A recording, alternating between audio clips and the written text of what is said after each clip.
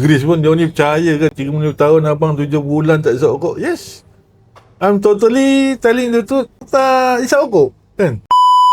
Orang panggil gelas saya Ayah Mat. Umur dah 57. Isap rokok ni sebenarnya sejak kecil. Sebab environment saya masa tu free country. Knowledge pasal rokok semua orang pun tak berapa tahu. So I think about 35 years lah nak katakan pasal merokok. 1.5 box lah a day. Jadi dah berapa lama Ayah Man berhenti merokok? So semenjak raya, semenjak saya try Grace selama sebulan sampai sekarang. So dah total 7 bulan. Saya kadang-kadang nak cakap Grace pun dia ni percaya kan 30 tahun abang 7 bulan tak isap rokok. Yes, I'm totally telling the truth. Tak isap rokok kan. Masa awal-awal sebulan try tu memang ada craving. Tapi isap 2-3 kali tinggalkan. Alhamdulillah. Saya forgot lah benda. Lupa dah saya dah berhenti tau.